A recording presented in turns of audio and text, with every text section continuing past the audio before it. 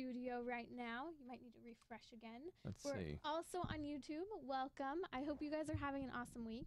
I'm going to ask you to do us a little favor here. If you're listening, you can actually go onto iTunes and give us a review. Let us know what you like about the show.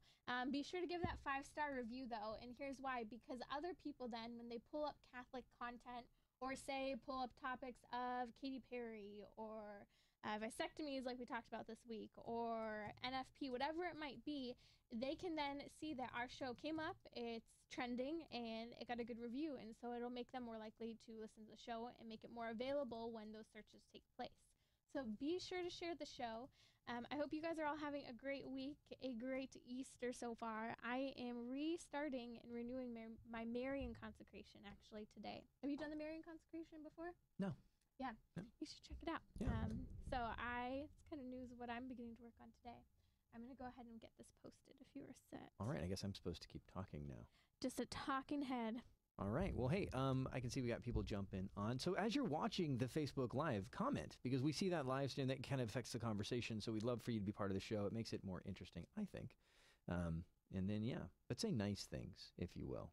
Yeah, that's also a thing as well.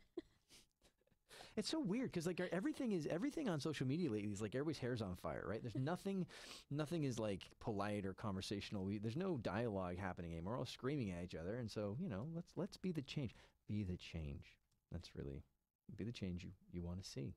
Speaking of reviews, there's a great review on iTunes, and it just like keeps coming up to haunt me. And it is the comment. It's 4 stars. And it says Timmerie talks a lot. Love Dawn, and I'm like, wow. Thank you. It is talk radio. Yeah. All right. So it looks like are we ready? Are we live? Are we good to go? We are almost ready there. Here. I think we're good to go. I think it'd be better. This is vamping, but it's weird talking to you Facebook Live. It's hey, we're picking people up. I see people coming. Okay, let's go ahead and get started. Let's do this thing. We are starting. Okay. All right. I remember in high school there was this movie I loved, and it was called Step Up, and it starred Channing Tatum and now Jenna Tatum. And I actually didn't know until just a couple days ago that they actually got married. That awesome couple that danced together got married 9 years later in a public statement, which is why we're talking about it. You know, Chris and I don't really like to talk about the gossip behind scenes. So movies. Much of it out there. Right. Ugh. It's just too much. You're listening to Trending, by the way. That's Chris Mueller. I'm Timmerie Millington. Hello there. Hey, everybody. But Channing Tatum and Jenna are actually divorcing after 9 years of marriage, 1 child later, and their statement is just super intriguing. Yeah, we have lovingly chosen to separate as a couple. We fell deeply in love so many years ago and have had a magical journey together. Absolutely nothing has changed about how much we love one another, but love is a beautiful adventure that is taking us on different paths for now. There's so much here. And you see this when Gwyneth Paltrow and her husband separated too. Remember, they lovingly uncoupled too. And we talked about Gwyneth Paltrow on the last show, and when I was reading the story, she talks about her husband as like her best friend. She talks about him familially, and they spend time together with their kids, which is really nice for a divorced couple. Right. But still doing this together, like that show, Splitting Up Together. Right. Yeah. And okay, so yeah, you're right. That is absolutely, if you're getting a divorce, which I'm going to say you shouldn't be doing 99% of the time, I'm going to say you could probably work towards it. Anyway, blanket statements. But here, this is better. We want you to love each other and be friends and do the best for your kids possible if you're in that terrible situation. Absolutely. But I'm reading this statement, I'm saying, well, if we've lovingly chosen to separate as a couple, we feel deeply in love in so many years, nothing has changed about how much we love each other. Well, then you shouldn't be getting divorced. You should be working it out. Well, and this is what's interesting. Nothing has changed, like you said, about how they love each other, but they're loving each other into new paths because they want each other to be joyful and happy. And I'm reading this, looking at how they talk about how they're doing this as best friends, and they talk about joy-filled lives is what they want to encourage. But that makes us ask the question, what is joy and happiness? And, I think that we've just completely warped what is reality. We create this fantasy world, I am joyful when I'm watching that Hallmark movie that makes me feel good, Yeah, marriage, there's a lot of joy in marriage, but there's also struggle. And there's also times of, struggle. There's times of anxiety and fear. That's part of life. It's not just that's part of marriage, that's part of life. You can't be a human being without having times of struggle. You can't be a human being without having times of anxiety and fear. You can't be a human being without times of feeling isolated and alone. And so as a human being in a marriage is a lifelong institution that you're entering into. What you're saying is, through these times of feeling isolated and alone, through these times of feeling frustrated and angry, through these times of feeling scared, and also through these times of feeling totally and madly, passionately, attracted towards each other, we're going to work on our relationship and work through it. And that's what I think is lost here with this couple. And I'm super happy for them that they're going to try to make this as good as they can for their child. But it would even be better if they stayed married to each other and worked on that relationship and went through the rough time, and maybe scheduled back. I mean, here's you got, this is the thing about the celebrity couples when they divorce like this. A lot of times because they're so busy, their lives have gone different ways. He's involved in his project, I'm involved in my project. You have a gazillion dollars. You could move to a normal town in America and say, we're just going to live off the money because we want to do the best for each other and for our kid, because that's what love does. But instead they say, no, we have to have the freedom to do these things. And, I get frustrated when I read these stories. Well, where's the focus, on your career or on your family? And you see so many, Hollywood power cups splitting up. You have to ask the question, was it just the woo of the moment? And for me, coming from the dance world, looking at this, they were in a movie that was just phenomenal. It really took off. It was a movie not only that had, a lot of music, but it had a lot of dancing. It was almost the non-high school musical version of a good, solid dancing full story that didn't have all the musical elements as such, where we're singing every 2 seconds, right? And of course they fell in love with each other. I was not surprised to hear that they got married. Of course, the excitement and the intimacy of dancing was something very special that they shared, and becoming very popular in those roles and dancing very well together. Of course they got married, but now they're a little older. Not the same level of attractiveness as they had before, not maybe the same ability to dance as they had before. They're not doing that. They're focusing on children, different things. Is the woo still there? Are there these distractions that are there?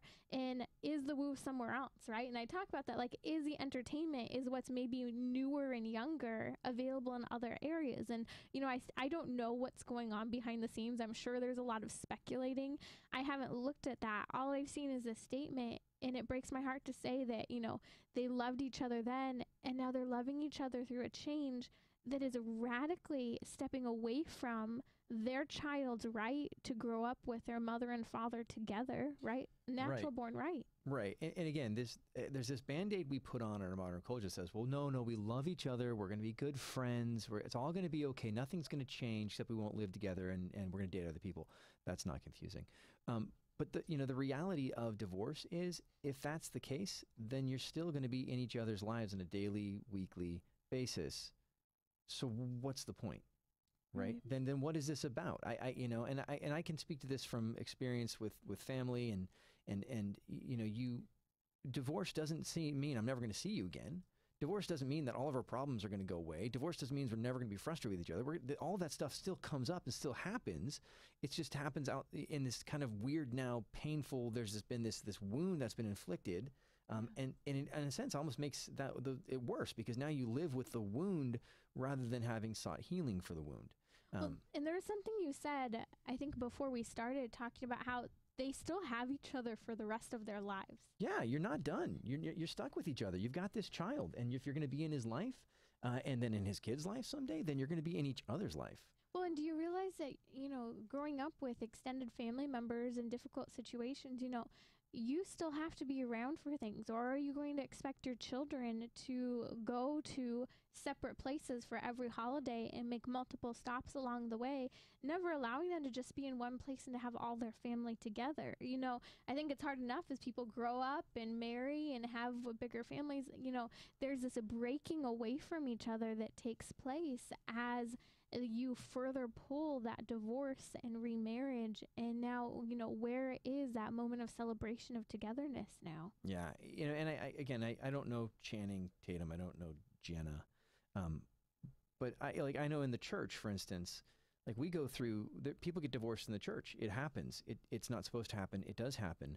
But then that question becomes of, like, if the people in front of me at Mass every Sunday ended up getting divorced, did I mess my life up by making myself inconvenient to talk to them, to be part of their life? Did I even know what was going on? Or the people in my community, like when I know a marriage is struggling, am I reaching out and saying, gosh, I know you guys, are having a rough time. Can we babysit? Can we take your kids for a weekend? Can we, how can we help? Do you need to talk? Do you need a friend? Like, what are we doing to support marriage rather than just wringing our hands and going, oh, it's such a shame, we shouldn't have this happening? Are we structuring our communities to support and lift people up? And were there people in this couple's life who could say, gosh, I feel like you guys are drifting apart. Like I can call, in my family or my friend group, I have people who can tell me I'm an idiot, right? Like did Channing Tatum have someone who say, dude, you're being an idiot. Your priorities are all screwed up. You're trying to make this Gambit movie, which is maybe never going to happen, but right here in front of you, you have a dream. Why are you focused on that dream, not this dream? Well, and I think that brings up an important question of what are our dreams? And are they just dreams in the clouds, something that's attainable that we have to leave everyone else for? Like, how do they line up with where our lives are? Is it something like, oh, I would really like to do this one day? Or is it just abandoning your family and chasing something that's completely self-seeking rather than sacrificial? And I hear you, Chris, when you're talking about this, you're talking about love and responsibility for other people around you who you interact with on a daily basis. But we've lost that even with the people we interact with within the home, right? Oh, absolutely. Yeah. Everybody, it's this weird thing that I think on one hand, we have in families, we have child worship, right? Where everything becomes about driving the children to the places they need to be, right? And so that is a real stress on a relationship between a mother and father, because if you're so busy doing child worship, then you can't build a relationship with each other. Everybody gets to the end of the day and they're exhausted. And then what happens is out of I use this term, I made it up, I don't know if it's real, but you out of this idea of like, we're just chauffeurs for our children's activities, you get to the end of the day and mom doesn't feel fulfilled, dad doesn't feel fulfilled, they don't feel connected. And then you start getting this, well, I need to find myself. I need to do things to make me happy, because we've given up and we've just kind of entered into this weird sort of situation where our lives revolve around taking our kids to stuff. And it's a strange thing. Again, I don't know Channing and Jenny's situation, but I see that happening a lot in the families that I know. Right. Distraction. Oh, yeah. Distraction's at the heart of it. And distractions come in so many different forms, whether it's being interested in someone else other than your spouse or than someone you're dating, whether it's being interested in a television show more than your children, whether it's, this addiction to our phones. There are so many directions that we can step into that pull away from the truth of what we are living in that responsibility that is at the heart of who we are. Right. Absolutely. And again, if the devil won't kill you, if he can't kill you with bad things, he'll kill you with good things. If he can't destroy your marriage with bad things, he'll destroy them with good things. And a lot of times that is all of the various things we've gotten involved in for the enrichment of our kids. Then you ask most parents, when was the last time you read a book for yourself? When was the last time you went on a date?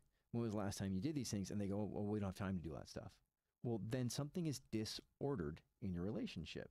But there's all these good things. We can't let all these good things are good for our children. No, but it's disordered. There's the orders out. We need to work on the relationship. I think it's difficult, though, when we think that we can do everything, right? When we think we can accomplish anything, having goals and having dreams are a wonderful thing, but you are going to burn out if you try to take on every extracurricular activity, every volunteer position. If you try to take on too many projects even at work and don't have a moment to say, hey, actually, I can't handle this until 2 weeks from now, right? Right. I mean, sometimes loving your spouse, loving your children is saying we don't have time for that in our life right now. This is Trending. That is Chris Mueller, and I am Timmerie Millington. We will be back in just a minute. In the meantime, be sure to check out the show on YouTube and Facebook Live. We said 30 seconds for the break thing, right? 30 or 45, so yeah. This means we're running into a break for the radio, not that we're crazy. Just think you should know that. Don't keep Live. Talking, in other words. Yeah. So at that point, you guys need to start wrapping up the conversations because we're going to a break, and that's the thing.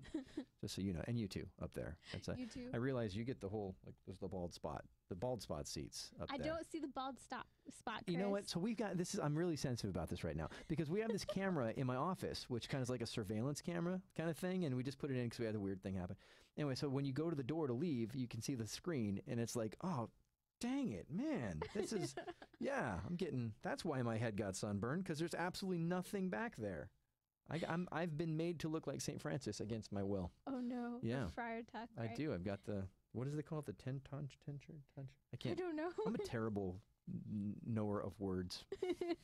All right. The good news is that this covers you. You've got it covered. I do. Don't see anything. Unless we go full headband, and then we've got that appealing look again, too. Right. So there you go. Yep. Let's go ahead and come in with a Backpage and transition it right into antidepressants. Sure. Okay, that's fine. Did you have something else in mind? No, that's fine. It's just Backpage and then antidepressants. I'm like, sounds good. Let's Good do it. news. I could use a couple. Hit me. Fantastic news over the weekend. Backpage.com. Pause. Do not Google that website. Well, actually, I guess you kind of could for the time being because the FBI has actually seized the website and they have done a full raid in the home of its co-founder. Yeah, they shut it down. So if you know what Backpage is right now and it wasn't in the news, praying for awareness of any pornographic addictions, possibly, right? Right. We're just throwing it out there. I kind of wanted to introduce it that way. This is Timmerie Millington. That is Chris Mueller. Because Backpage fantastically is being shut down, it helps to facilitate relationships, prostitution, and really is a pornographic website. See, I'd never heard about Backpage.com until we brought someone in from a group called Invisible. Anyway, it was a group that was dealing with gosh, man, my words are gone today. It happens. Child exploitation, right? Yes. Like the selling of children.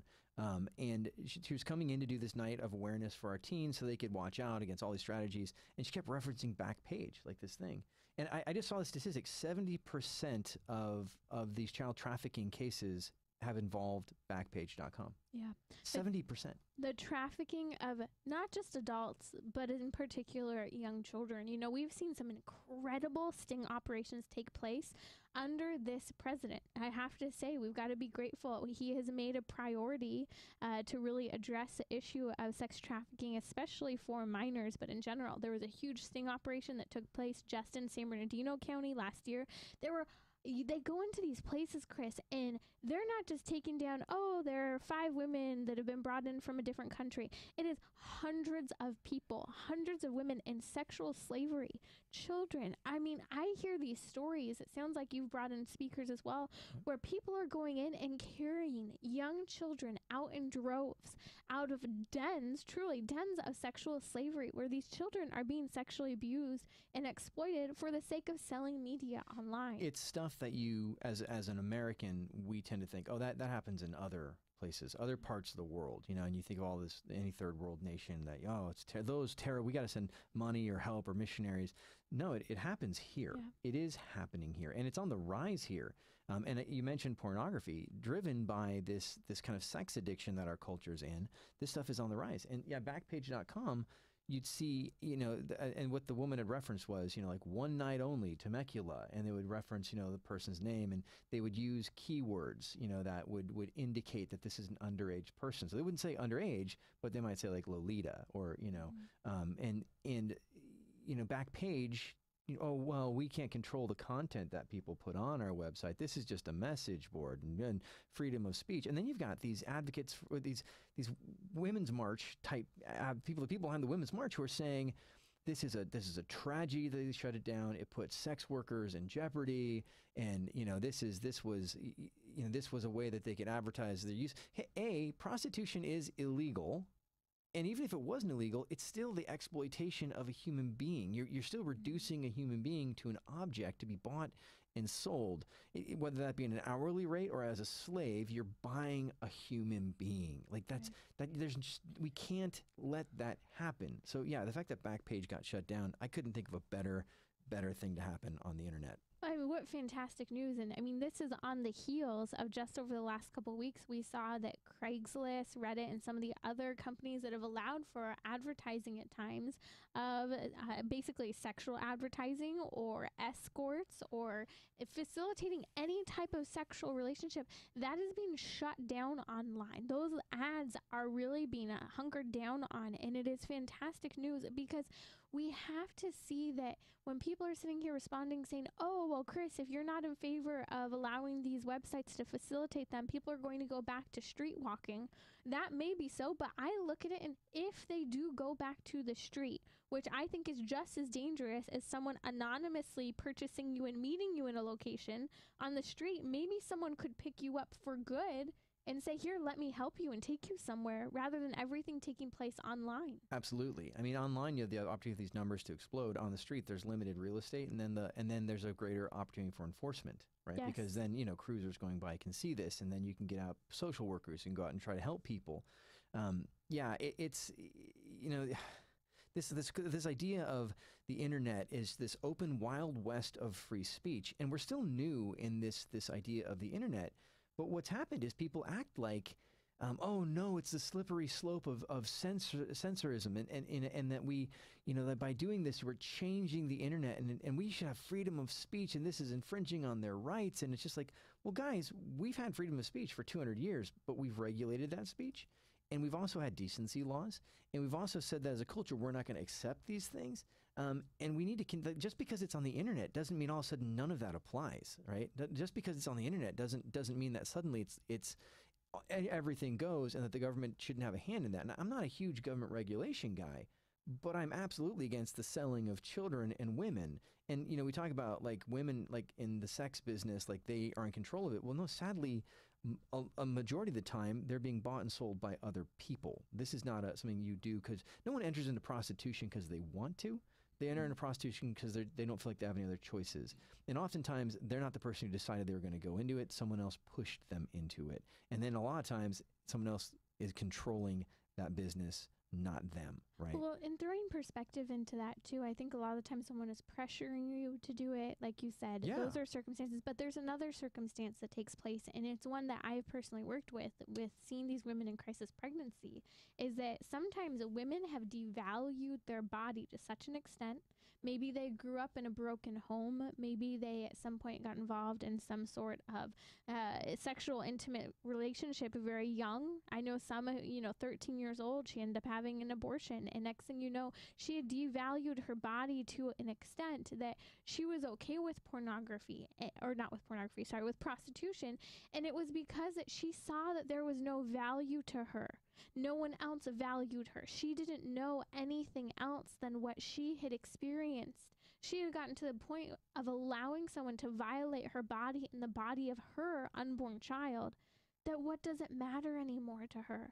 And so you see these circumstances where they're living in the depths of just total sexual perversion, where they're then the mistress of someone. And we see these women that come into the crisis pregnancy center and they want out. They hear someone saying that you're worth so much more. But at that point, it's an addiction to the lifestyle as well. An addiction to thinking I am worth nothing. Right. It's, if I'm not this, what am I? What am I? If I'm not here, where will I be? Yeah, it's so, good for the federal government. I'm glad to see them making moves and doing things like this. I want to see it continue. Should we have message boards online? Absolutely. Should they be selling children and women? Absolutely not.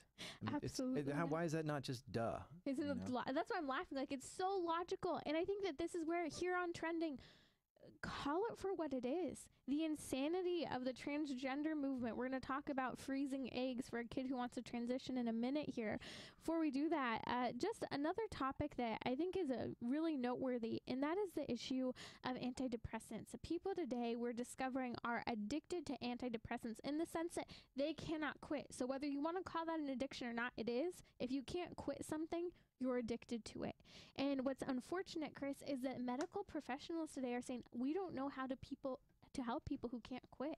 Yeah, and the scary thing is, one, we're on antidepressants more now than at any other time Right. before in human history. Like it's just given out. And I can tell you from my own work in youth ministry, I'm seeing a rise in anxiety disorders. I'm seeing a rise in depression.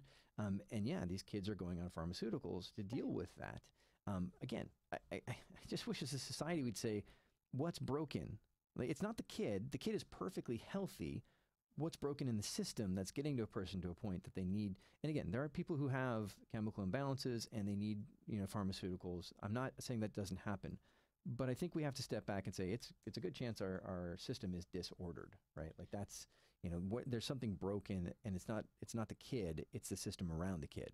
Right. Well, I see stories where the women come in. There was one a while back. The woman's in a crisis pregnancy. She is coming in, she's pregnant, and she's got all this anxiety. She's worried about the health of her child because her health doesn't seem quite right, in addition to the nausea, the vomiting, the morning sickness. And she has all this anxiety. Well, she's on antidepressants at the same time as she's pregnant. And what's the impact on your baby? There's so many elements, to help her have a less stressful pregnancy. But then she's not pregnant anymore. She has her baby and she's on antidepressants, and now she can't cope with the child because of the side effects of the antidepressants. And we're saying, work with your doctor to try and get rid of these drugs that you are relying on that actually are not helping you to get over the very thing you sought them for.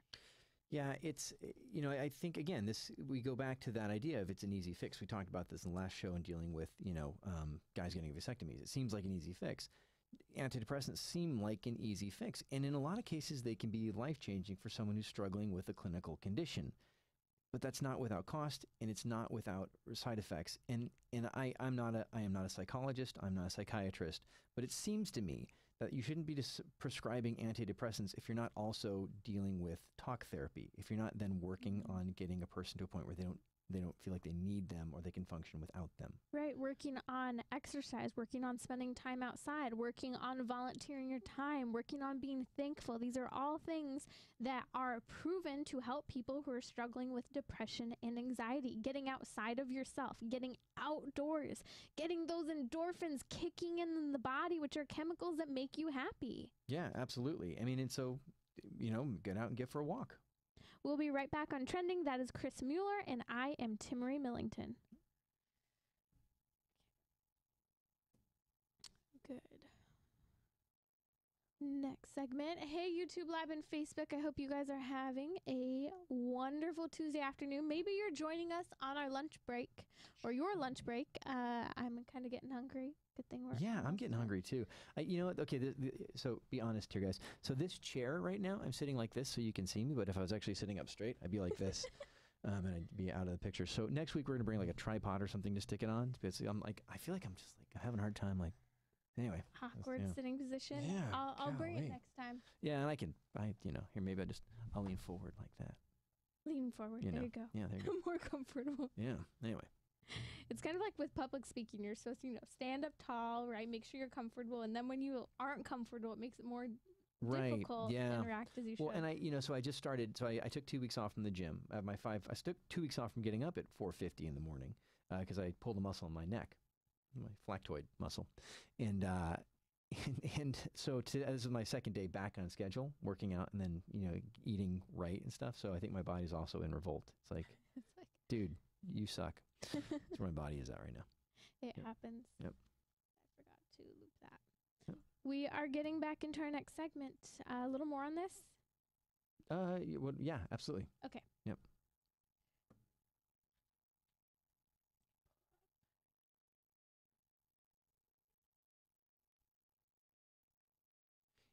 It's kind of a theme of what we've been talking about, even when we talk about divorce, but are we dealing with what's broken?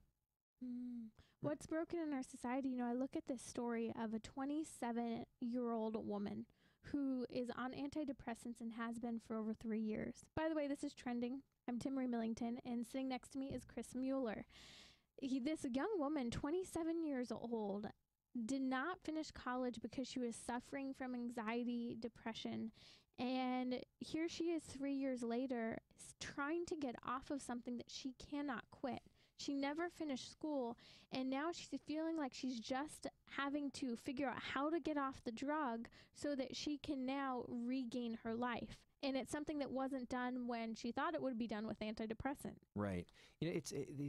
These drugs, right? They seem like a miracle cure, a miracle fix, right? The birth control pill, or antidepressants, or surgical procedures like a vasectomy. But none of those things actually fix anything. They just kind of break something, or they mask something. Like for instance, a lot of times women are prescribed the pill because they're having a regular cycle, they're having issues like that. That the pill doesn't fix it; it just masks it. Antidepressants don't fix the problem; they just mask the problem. And so, it just seems like the height of irresponsibility to go immediately to that and not to try to deal with some sort of talk therapy, not try to deal with some sort of lifestyle adjustments, like maybe spending less time on the internet or on social media, or getting out and taking a walk, like you said, or practicing thankfulness, or getting in some kind of social grouping, and just to say, well, no, you take a pill, it'll get you through for a while, and then not telling people that pill is going to have withdrawals, that you may not be able to get off it later. I mean, that seems... it seems like a malpractice situation. And I'm not a lawyer and I'm not a doctor, but it just seems kind of wrong. Well, when the medical profession is outright admitting we don't know how to help people who can't get off of this, even the proper procedure for weaning people off isn't quite working, especially because there's issues with severe withdrawals. Even in New Zealand, they're talking about the issue of withdrawal. There was one case study that I was looking at recently, 180 longtime antidepressant users who had at least been using them for a number of years, basically over 130% of them reported symptoms of withdrawal after having been addicted, trying to get off of these antidepressants. Well, on a personal note, I have to share, I've had a number of close friends and family members who have been incredibly impacted by antidepressants. And I can think of two in particular who hit a point where they're on the antidepressants and just outright say, I am not okay. And thank God they shared that with someone else. I know one who was even talking about holding a child and having this experience of just wanting to do something with a child, or even drop the child, knowing that's not in their nature. They love children, and there was something wrong with them. And, I have to say, I've seen the worst of the worst cases with antidepressants. I have seen the experience of suicide and extended family members as a result of it. And, we're looking at the medical profession right now saying we don't know how to help people wean off of it. We don't know how to help people who just can't get off of it. There's a big I don't know, but there's no hesitancy to put a young child on an antidepressant because they're going through puberty and having a hard time. It seems like there should be a middle ground there somewhere, right? And okay, so when I was in college, I had my breakup when I was 19 years old, and I found myself in depression. I mean, I remember I went to the doctor and I said, I sleep all the time. I feel like I can't do anything. I'm not, and he's like, you're depressed. And I said, no.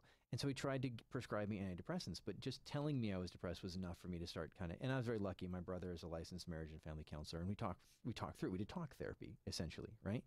But it was immediately, boom, right there. I mean, I went in one time, said I'm sleeping a lot, and I feel like I have no energy, I was convinced I had diabetes. Anyway. You're also hypochondriac. Something like that. But he was going to give me pills, right? Right. It's the same thing with your child's a little hyperactive. You give them ADD pills. Yeah. We want the quick fix. Gosh, we got to start dealing with what's broken in the system, not just masking the thing. Because, you say, here's some pills, and now you've got a lifelong road.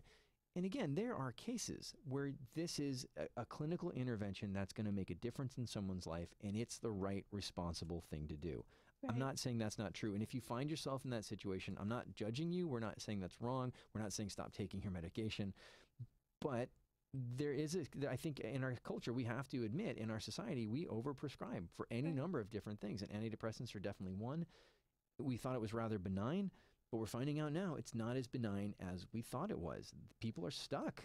Well, and I love that you bring up the topic of contraception ADD medication as well. And again, we're no medical professionals, but the studies are out there. A lot of the evidence is clear. And I think a lot of us, even you, have listened to experiences of close friends and family members who have suffered after being on one of the three.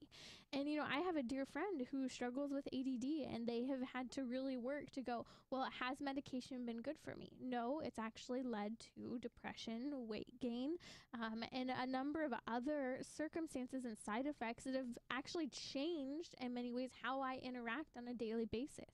And I've seen people having an open perspective to working on being outside, exercising right, eating right, and how those basic things of sleep, exercise, the outdoors, and food can change the way you live with any disease you experience, any depression you might have. Right. So as a parent, like, how do I set my child up for success? How do I set my child up to deal with this? Well, I'm a dad, and I can just say I can see a correlation between the rise of social media and the rise of depression amongst teens. As a youth minister for the last 17 years, I can tell you that I've seen a correlation, right? So as a parent, how help my kid deal with depression? Maybe make sure they're getting real interaction with human beings rather than fake interaction with human beings to social media, right? Like that's, I don't let my kids eat junk food all the time. Well, why would I get why? Because it's false calories, right? It makes them feel like they're getting good food, but they're not. They're getting like empty food. Well, why do I give them false interaction so that they're not getting healthy interaction, but they feel like they are? And suddenly they find out they feel empty and depressed. Well, that's a real easy thing. I can say, well, maybe that's an issue. We can deal with it. And we know that people are on social media more, are depressed more. Like that studies have shown. But are we doing anything about it? Right. Well, and even just think about it. You could spend hours sitting there catching up on your latest TV show that you love. You could spend time trying to catch up with a friend on the other side of the country. But at the end of the day, or at the end of that hour, half an hour, whatever it was, do you feel good? I remember hitting a point where I think I was in like freshman year of college. I just feel lousy spending time on here, especially freshman year of college. Everyone's on Facebook, hooking each other up. That's when a lot of people actually get Facebook.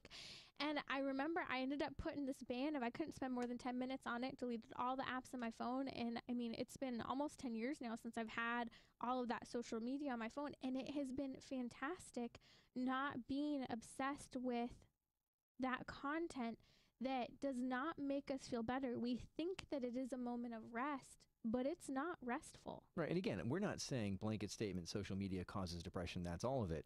But if you have a tendency toward depression and you're not getting the real healthy interaction that you need, is that going to exacerbate that situation? Right. Maybe. I mean, so that's an easy fix? As a dad, as a person, I can look at my life and say, is this making me happier or is it not? I said taking walks. There have been numerous occasions where I'm in my office working and I go, I got to get him to take a walk because I'm just feeling down, right? I just need to get out and just get some sunlight on me. It's a really easy fix. You think about the difference, though, in a culture. Never before did people sit as much as we do today. They were used to being active with their hands. Even just the tactile feeling of working with dirt, shovel, whatever it might be, cooking. Man, like you feel good when you accomplish a task. Even I think cooking is so important because even if you feel like you've been on your computer all day and nothing's done completely, things like making your bed and completing a meal, you accomplish something and it's a reminder that you have. It's interesting because you look at like the trend in gaming and you see things like Temple Run, right? Which is a real easy game that never ends. You never finish it. You never complete it. Minecraft never ends. It just goes on. And you wonder, like, well, how does that affect young people when the majority of what they're doing in their free time are playing these games that never seem to end? You never accomplish a goal. They just on go. And you never have that feeling of, I got something done. I know when I beat Mario, it was a big deal. But it was done. It was, Accomplished. I accomplished. I finished it. I beat the game. There's always a new game, the part 2 that you have to continue on and you wait for, right? That next jump to make it into that new realm. I think that when we're looking at all of these different things, we talked, I think it was in the last show, about how it's ultimately distraction. Even something like reading a book or sitting outside allows us to sit with ourselves, to think, rather than playing a video game, although it's a little more interactive, or just watching television, or just, these things that we do, browsing Facebook, social media, Instagram. They're distractions maybe from what we ourselves need to look at that we are maybe not properly handling, or emotions that we've not processed and we need to process, because when we have something constantly in our eyes and our ears, we can't work through that on our own. Yeah, absolutely. I mean, if there's any takeaway I take from this story, and a lot of the stories we talk about, is it's clear something's broken, it's not working. Yeah. And the quick fix is usually not the right fix. And so we look at things like social media. That's not a quick fix. It's a hard fix. You look at things like a marriage. Divorce is a quick fix, but it's not the right fix, and it's really not that quick, right? Or whether that be birth control, whatever it is, something's broken. we need to start dealing with what's broken in our society, not just putting Band-Aids on everything, because we're kind of like slapping up these temporary bandages on a dam that's about to burst. And I think we're seeing breakthroughs, and this rise in depression, I think, is a breakthrough. Absolutely. You know, and one of the things that I think we can also talk about is prayer. How prayer is fundamental, not just getting outside, being thankful. Thankfulness is an act of prayer. Who are you thankful to? Ultimately, the providence of God and the timing. You know, this is kind of silly, but I always like to look at fruit and how intricate every piece of fruit is. You think about the pomegranate, you think about the strawberry, the blueberry, you know, and you look at all these little intricate pieces. Wow, like, look at the beauty of what's been created. Like, thank you that this is coming from the earth and something that we can eat. You know, I think sometimes the more hippie-ish type of people have a greater sense of gratitude because they pause and reflect. Right. Well, and if there's anything that's been taken out of the modern experience, it's pause and reflect. Mm-hmm. It's quiet. It's silence. It's the time to process life. Most people are on a rat wheel that runs continuously until they fall asleep, and they never process it. So if there's conflict, they never process it until it just explodes. You know, if there's a loss of sense of self, they never process it. You know, and so yeah, just gratitude, just spending some time in silence and prayer. Silent prayer, and maybe you don't know how to pray. Picking up your Bible and reading, look up what are the mass readings for today. Read the gospel. Maybe you start reading the Gospel of Mark or John from the beginning. Or maybe you pick up your rosary and pray one decade of the rosary even. We are trending. This is Timmerie. That is Chris. I am not Chris. We will be back in just a bit.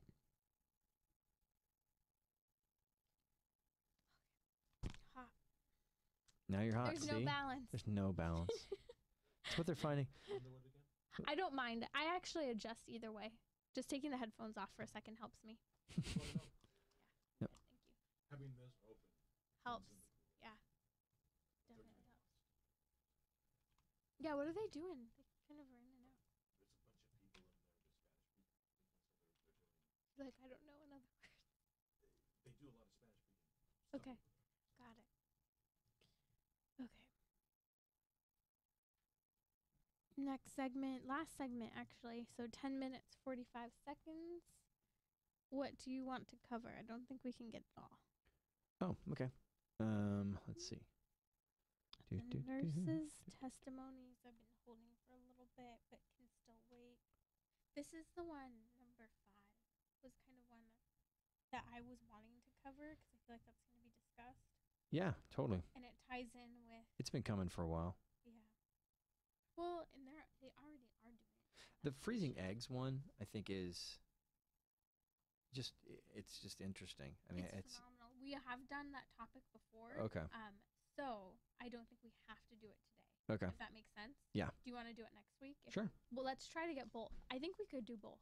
Yeah. What we got? Like 10 minutes, 45 seconds? Yeah. I was going to say, someone commented, and it was me. Because you said if you don't know how to pray, and I was like, I wanted to shout out a book, but I couldn't because we would have gone over time, so I just put it in the comments because I know how to use media. So there you go, Talk guys. about this book that you like. What is it? Oh, it's Father Michael Scanlon, who I think we will call, Saint. Saint Michael of Steubenville, probably. Right. But Father Michael wrote a book on prayer. It's like 50 pages. It's short. I mean, I read it on a flight, and it makes setting out a time of prayer so simple. And it's called Appointment with God, and he really makes it's just an easy read. I've recommended it at various talks I've done around the country, and I've never had a person take me up on it who hasn't then later contacted me and said, wow, this was awesome. It was great. I've started praying this way, and it's just completely changed in my prayer life. So literally, I mean, every time I recommend it, somebody comes back to me and says, this book changed the way I pray, and it was, yeah. So highly recommend it. Yep. Let's come in with freezing eggs and then transition. Do you think we could do both? Sure. That way? Yeah. Okay. Do you want to bring us in, or you bring us in? See, now you can't boss me. Hold on. Let me get my article open right. Like, wait a second. Yeah, freezing eggs. Oh. Ready? Sure. Hey, Timmerie, so there was an article in the Chicago Tribune the other day about choosing fertility preservation before undergoing gender transition. So the headline caught me, and I kind of went, so what? And I guess what the trend is right now, or the thing is that when someone is transitioning from, and I hate how this is such a normal thing. When someone is transitioning like that, when someone is choosing to take on the effects of a male or female when they're a male. Anyway, it's all backwards. But when someone is transitioning genders, they're saying to young teens, well, hey, someday you might want to have a baby, young woman who's becoming a young man. So why don't we freeze your egg so then you later can have a baby in vitro with another woman when you're a man, so you can be the mom dad.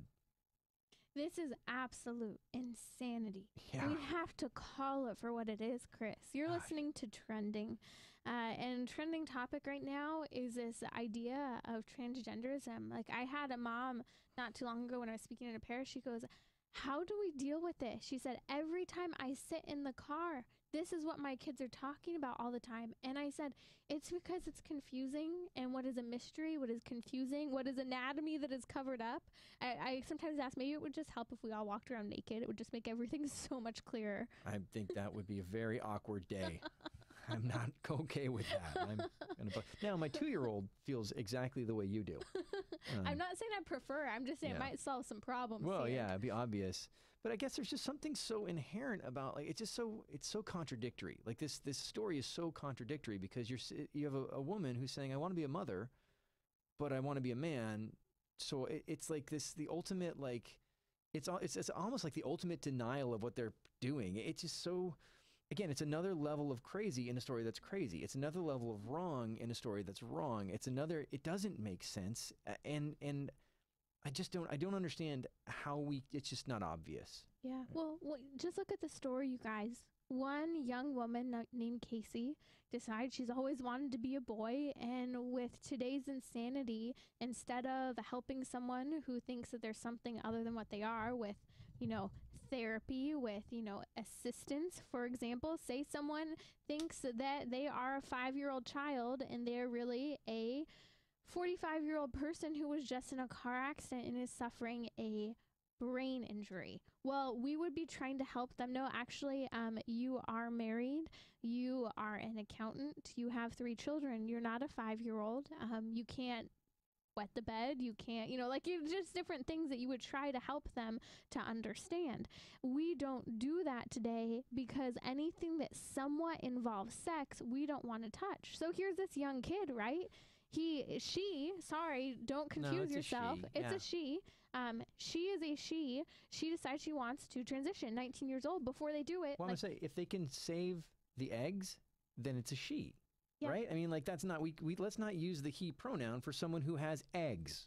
Well, that seems obvious. Well, and this is what's so sad. So now you are going to go ahead and harvest your eggs, which this is something you guys have heard me talk about. Oh my gosh, it's like lights a fire under me anytime I hear about women being targeted to harvest their eggs, because it is so incredibly harmful for their bodies. Their body goes into super ovulation.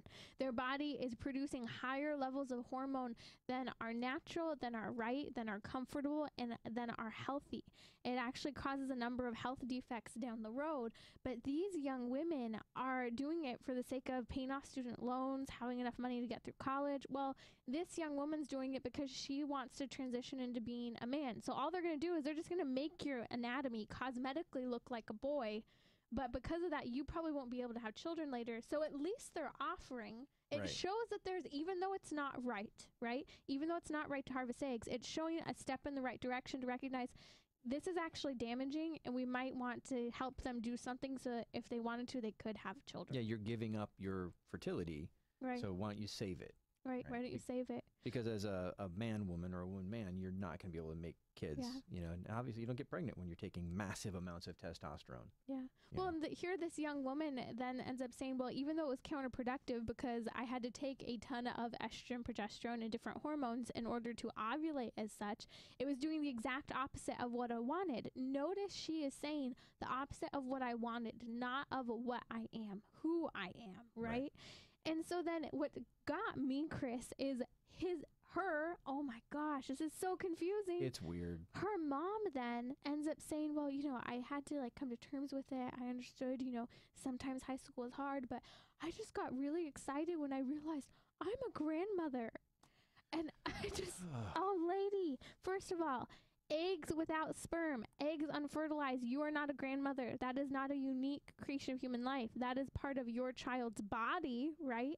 That is part of your child wanting to genetically engineer children one day. Right. And in fact, potentially kill children I one say, day. in the in vitro process, how many of your grandchildren are then going to be aborted? Aborted, right? Right. Because let's say 4 of those children are then implanted in the womb. Well, we only wanted 1 and all 4 are surviving, so let's kill the other 3. Right.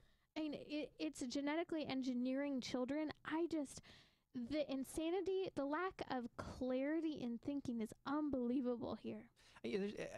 Reading the story, I just get to this frustration because you're reading, Chicago Tribune, and it's a well-known paper. This isn't some random website, and the acceptance of this as if it's just not even it's closed, right? This is the way it is. This is normal. This is not up for discussion. And they're referring to someone who's genetically a female as a male because that's what they prefer. Like all of that's just closed. I mean, so not even just talking about the story that they're talking about, just the way they're talking about it, it's just so frustrating because it's as if the conversation has been had and that we, the science is done, we know the outcomes, all that. Again, we're experimenting on kids. Right. Like, and all the data we have says the outcomes for these kids is worse having done this. Yeah. But yet we just all boldly, in the name of not hurting anyone's feelings, we all boldly mutilate children and pump them full of hormones to do things that are completely unnatural, although we have to have our organic fruit. And we say it's all good. And it just, how have we gotten to this point? It just frustrates me so much. Like we need, as Christians, I feel like we need to start just not being afraid and just speaking rationally. We need to ask some of these parents questions such as this. If your child dislikes the way their nose looks, would you allow and pay for your child to get a nose job? Right? It's simply cosmetic. It's just a part of their body. It's part of how they identify and feel comfortable in their own skin. Would you allow them to get a nose job? Or maybe your child's partially overweight and she's obsessing with it. She doesn't like the way she looks in her Snapchat photos. Would you allow her to get a tummy tuck? Like, are these things you would allow your child to do? Because I was just hiking the other day and I remember as we're coming up, this girl's taking selfie after selfie and it was cute. She was actually with her mom and she was taking selfies with her mom, but she puts down the camera and she starts venting to her mom, I look like Squidward, the character from SpongeBob, and my nose, it just looks just like Squidward. And she's going on and on. And all I could think was, well, first of all, if you weren't taking so many pictures of yourself and you weren't staring at yourself all the time, you wouldn't be criticizing yourself as much. Right. But second, we live in this time where we can alter anything on our body that we think that we can criticize anyone else's, small nose, big nose, large head, whatever it might be, because we can change that. Right. Again, with a middle school student, everybody in middle school goes through a point where your nose doesn't fit your face because nothing on your body fits together because everything's growing at different rates. You look weird. Middle school, you just look weird, accept that. It's part of life. Deal with it. Right. But, and same thing as you're emerging is your sexuality is emerging. Like you don't know how to deal with that. Like you don't know how to process the feelings, the emotions, all that stuff that's happening. That's normal that you're learning how to deal with that. What's not normal is when someone's saying, I don't know how to deal with this. I feel like I'm a guy. And the parents go, oh, you know what you are. Let's just start the process. That's not normal. Like that's not helping anyone.